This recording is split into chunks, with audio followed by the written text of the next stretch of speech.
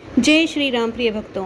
और आज आपके लिए लेके आए हैं पूर्वजों के नाराज होने के संकेत। अगर पूर्वज आपसे नाराज हैं, आपके पितृ असंतुष्ट हैं, तो आपके जीवन में कुछ भी अच्छा नहीं हो सकता है। तो आप जान सकते हैं कि किस तरीके से आप ये संकेत पा सकते हैं कि क्या है कठिनाई की वजह, क्या है वो जो आपके घर में हर वक्त कोई ना कोई परेशानी खड़ी है। तो अगर ये जानना चाहते हैं तो वीडियो बिना स्किप करे पूरा देखिए। और इसमें आपको हम ये भी बताएंगे जो कि संत महात्माओं के द्वारा, गुरु जी के द्वारा और बहुत सनातन धर्म में पुराने समय से चली आ रही रीति रिवाज हैं, जिससे कि आप इन बंधनों से मुक्ति पा सकते हैं और असंतुष्ट पितरों को खुश कर सकते हैं और उनका आशीर्वाद प्राप्त कर सकते हैं। चलिए वीडियो को प्रारंभ करते हैं और इसमें आपको समझाते हैं। प्रिय भक्तों, आज हम लेके आए आपके लिए पूर्वजों के नाराज होने के संकेत। तो आपको हम बताते हैं कहानी के माध्यम से, और इसके जरिए आप ये जान पाएंगे कि आखिर ऐसा क्या है जो कि आपके घर में असंतुष्ट पितृ हैं। तो देखिए, पूर्वजों के जो संकेत हैं उन्हें अनदेखा करना बड़ी परेशानी हो सकती है। ठीक है, अगर आपके कहानी के माध्यम से आपको सरल समझ में आएगा, मैं समझाती हूँ। एक ऐसा गांव था जिसमें कि पूर्वजों के प्रति श्रद्धा विशेष महत्व था। गांव वाले ये मानते थे कि उनके पूर्वजों की आत्माएं उनकी देखभाल करती हैं और प्रसन्न होने पर आशीर्वाद देती हैं और नाराज होने पर संकट लाती हैं। विशेष रूप से अगर देखा जाए तो पितृपक्ष के वार्षिक उत्सव के समय पे उनका जो ये ध्यान था वो बहुत ज़्यादा था कि उनके जो पूर्वज हैं उनको सम्मान देने से, उनके लिए सभी पूजा पाठ कर्म करने से उनके जीवन में खुशहाली आएगी। और वहाँ पे एक बुजुर्ग पंडित थे जिनका नाम राजन था, और वह बहुत ही सम्मानित पुरोहित थे। पूर्वजों के नाराज होने के संकेत को समझने में वे माहिर थे, और पितृपक्ष के जैसे ही उत्सव निकट आया तो गांव में अजीबोगरीब घटनाएं होने लगीं। और उसमें किसान रमेश, जो लगातार अज्ञात भय, उसे मतलब ऐसा लगता रहता था कोई डर है, उसे कुछ चिंता सताने लगी। और जब वो इस चीज़ों को महसूस करते हुए थक गया तो उसने सोचा कि पंडित राजन जी से पूछा जाए। तो पंडित राजन जी ने यह बताया कि यह पितृ दोष का एक कारण हो सकता है, आपके पितृ असंतुष्ट हैं। उसी गांव में एक महिला थी जिसका नाम मीरा था। उसे बार बार खाने में बाल मिलते थे। वैसा तो देखिए ये एक कोइंसिडेंट भी हो सकता है, संभावना हो सकती है कि कभी कभार ऐसा हो जाता है, त्रुटि हो जाती है, लेकिन खासकर उसके जैसे ही वो पहले खाने का निवाला लेती थी उसी समय ऐसा होता था। और ये बहुत बार हो चुका था। वो परेशान आ गई थी। जब पंडित जी वहाँ पे आए गांव में तो उसने भी उनसे चर्चा करी। तो उसने पंडित जी को जब ये बताया तो पंडित राजन जी ने कहा कि ये आपके पूर्वजों की नाराजगी को स्पष्ट संकेत देता है, और मैं यही कहूँगा कि आपके पितृ जो हैं वो असंतुष्ट हैं, इसलिए आपके खाने के समय ये कठिनाई आपको महसूस हो रही है। एक और औरत थी जिसके नाम था लीला। उसके घर में साफ सफाई करने के बावजूद भी दुर्गंध बनी रहती थी। ऐसा पहले कभी भी नहीं हुआ था, लेकिन वो इन चीज़ों से काफ़ी परेशान हो चुकी थी। और जब उसने पंडित जी आए तो उनके पास जाना, उचित समझा और उन्हें ये सब कुछ बताया। जिस तरह के ये घटनाक्रम हो रहे थे उससे उन्हें लगा गांव में जो अजीबोगरीब घटनाएं घट रही हैं, जिसके लिए मैं यहाँ आया हूँ, आज लगता है कि मुझे इसका निवारण करके ही जाना पड़ेगा। और पंडित जी वहीं रुके रहे और सबकी बातों को सुनते रहे। जब लीला ने बताया कि घर में हमेशा साफ सफाई रहती थी, लीला जो क्या कहते हैं महिला थी, उसके घर में हमेशा साफ सफाई रखने की उसे आदत थी। उसे जरा भी गंदगी पसंद नहीं थी और ना ही उसके घर में किसी को गंदगी पसंद थी। लेकिन फिर भी इतनी साफ सफाई करने के बावजूद भी दुर्गंध कहाँ से आ रही थी ये वह लोग नहीं जान पा रहे थे, और आस पड़ोस के लोग भी बहुत परेशान थे। तब पंडित राजन जी ने इस बात को कहा कि ये तो मुझे साफ साफ पूर्वजों के असंतुष्ट होने और उनके नाराज होने का संकेत दे रहा है। वो आपसे नाराज हैं बेहद। और इसके बाद उन्होंने कहा कि क्या और किसी को भी कोई समस्या है। तब एक युवा रोहित, जो कि बार बार उसे सपने आते थे जिसमें कोई व्यक्ति या औरत सफ़ेद कपड़े में होता, और या फिर वो सफ़ेद धोती पहनी हुई दिखाई देती कोई महिला बूढ़ी, और वह दुखी रहते, कुछ बोलते नहीं सपने में, और कभी कभी रोते हुए व्यथित दिखाई पड़ते।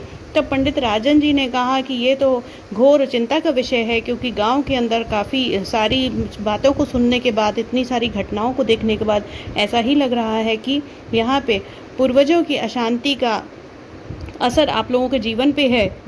कोई ना कोई गलती, ऐसी चूक हुई है जिसकी वजह से आपकी आत्मा के दुनिया के संदेश और उनकी असंतुष्टि, आपके पितरों की असंतुष्टि ये दर्शा रही है, जिसकी वजह से आप लोग परेशान हैं। उसके बाद गांव में शादी के समारोह के दौरान कुछ घटनाएं हुई थी, और उसमें जब गाड़ी पलटी बारात के समय तो काफ़ी सारे लोगों की मौत हुई थी। ऐसी दुर्घटनाओं को चलते ही पंडित जी सभी की भावनाओं को सुनने के लिए आए थे और जब उन्हें पता पड़ा कि इस प्रकार से किसी भी उत्सव के समय पे यहाँ पे ऐसी दुख की घड़ी आ रही है, तो पितृपक्ष के दिनों में तो पंडित राजन जी को आना ही था, क्योंकि वो काफ़ी समय से इन सब चीज़ों के बारे में जानते थे और हमेशा पूजा पाठ का ख्याल भी वही रखते थे।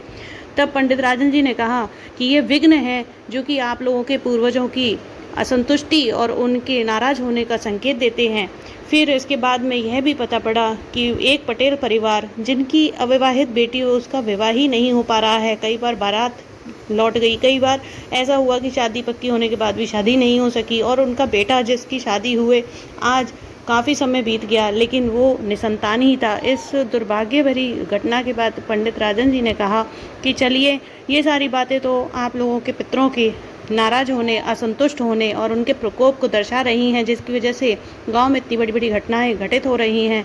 तो उन्होंने कहा कि चलिए, पूर्वजों को प्रसन्न करने का मैं उपाय बताता हूं और इस उपाय को मैं करता हूं। और जब पंडित राजन जी ने कहा तो गांव वाले हाथ जोड़ करके उनके सामने विनती करने लगे कि जी महाराज, इसे बताइए और हमारे जीवन को संकट से मुक्त करिए। तो आज आप भी जान लीजिए, अगर इस प्रकार की परेशानी में आपका परिवार है, आप काफ़ी समय से दुख भोग रहे हैं, कहीं ना कहीं आप खुशियां मनाते हैं और आपका जीवन कष्ट में आ रहा है, तो आप पंडित जी की बताई हुई महाराज जी की बातों को जान लीजिए।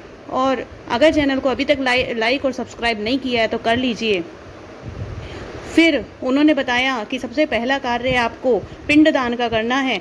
पिंडदान में आपको पूर्वजों को सम्मान और उनकी पूजा अर्चना विधि पूर्वक मेरे साथ करनी है। उनकी क्षमा प्राप्त करने के लिए आपका पिंडदान का अनुष्ठान सफल होगा। चावल के बनाए गए गोले इसमें चढ़ाए जाते हैं। बाकी आवश्यक सारी सामग्री के बारे में पंडित जी ने बताया और विधि विधान पंडित जी के द्वारा आप भी पूर्ण करा सकते हैं। इसके अलावा दूसरा नियम उन्होंने बताया और कहा, कुएं और तालाबों का निर्माण करा सकते हैं। जैसा कि हम बता रहे हैं, ये प्राचीन समय की बात है, तो मैं बताऊं आपको, आप चाहें तो प्याऊ का या पानी के वितरण का कार्य भी आप कर सकते हैं। पूर्वजों के नाम पर कुएं, तालाब या पानी वितरण के या नांदों का निर्माण करने से उनकी आत्मा को संतुष्टि और तृप्ति और शांति हासिल होती है। अगर आप ऐसा करते हैं तो आप इस पितरों के जो प्रकोप है या उनकी असंतुष्टि से आप बच सकते हैं। इसके अलावा तीसरा उपाय महाराज जी ने जो बताया है वह है पवित्र वृक्ष का लगाना। जी हाँ, अगर आप पवित्र वृक्ष लगाते हैं तो आपके पितृ शांत होते हैं और बहुत आपको धन संपदा प्राप्त होती है। और पवित्र वृक्ष लगाने के लिए मंदिर के आंगन में बरगद या पीपल के वृक्षों को लगाया जा सकता है और इनकी पूजा करके पितृ दोष के प्रभाव को कम करना सहायक होगा।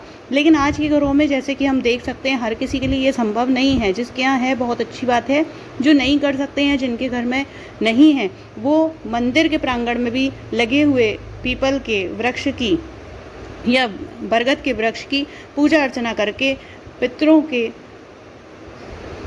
के द्वारा दिए गए शुभ फल को प्राप्त कर सकते हैं। इसके अलावा तीसरा नियम महाराज जी ने जो बताया वह है पवित्र वृक्ष का लगाना। पवित्र वृक्ष के बाद में अमावस्या के दिन का दान। अमावस्या के दिन ब्राह्मणों या जरूरतमंदों को दूध, चीनी, कपड़े या पैसे का दान करें। पूर्वजों को प्रसन्न करने का प्रभावी तरीका है। और इसके बाद पीपल के वृक्ष की परिक्रमा 108 बार अगर आप पीपल के वृक्ष की परिक्रमा करते हैं तो आप उनकी असंतुष्टि को कम कर सकते हैं। और ये सारी बातें जैसे ही विधि पूर्वक गाँव में कराई गई, सभी के घर में खुशहाली होने लगी और सबके यहाँ बधाइयाँ बंटने लगी और सारे रुके हुए कार्य सभी के पूर्ण होने लगे। इसी प्रकार महाराज जी की सारी बातों को हमने आपसे कहानी के रूप में शेयर किया है। अगर कोई त्रुटि हुई हो तो हमें क्षमा प्रदान करें। बाकी चैनल को लाइक, सब्सक्राइब करके इसे अपने प्रिय परिवारगण के साथ में, अपने दोस्तों के साथ, मित्रगण के साथ में शेयर करें। अगर आप चाहते हैं इसी प्रकार के वीडियोस को देखना और जानकारी को लेना तो आप हमारे चैनल को लाइक, सब्सक्राइब जरूर करिएगा, क्योंकि बहुत मेहनत लगती है, हम इस पर रिसर्च करते हैं, उसके बाद में आप तक लेके आते हैं। और अगर आप इसी प्रकार के किसी भी परेशानी से ग्रस्त हैं और किसी उपाय को जानना चाहते हैं तो कमेंट बॉक्स में कमेंट जरूर करके जाइएगा और श्री राम की जय जयकार या बजरंगबली की जय जयकार जरूर लगाइएगा। आपके सारे रोग, कष्ट आप मुक्ति पाएंगे। आप पितृदोषों से मुक्ति पा सकते हैं इन अनुष्ठानों को करके। और हम आशा करते हैं और आपके लिए प्रार्थना करते हैं कि आपका जीवन मंगलमय हो और आगे का जीवन आपका सुखपूर्वक बीते। बहुत सारे वीडियोज़ हैं जिससे आपकी मदद हो सकती है और जानकारी आज हमारी यहीं तक थी। अगर आपको अच्छी लगती है तो आप इसे ज़रूर शेयर करें, जिससे कि आगे जो भी लोग हैं जिनके जीवन में कोई कष्ट है, वो इधर उधर भटक रहे हैं, कहीं ना कहीं उनके जीवन का नुकसान ही हो रहा है या फिर पैसे की हानि हो रही है, तो उससे वो बच जाएंगे। आपका एक भी व्यक्ति के लिए किया गया ये काम बहुत ही ज़्यादा शुभ फलदायी होगा। जय श्री राम।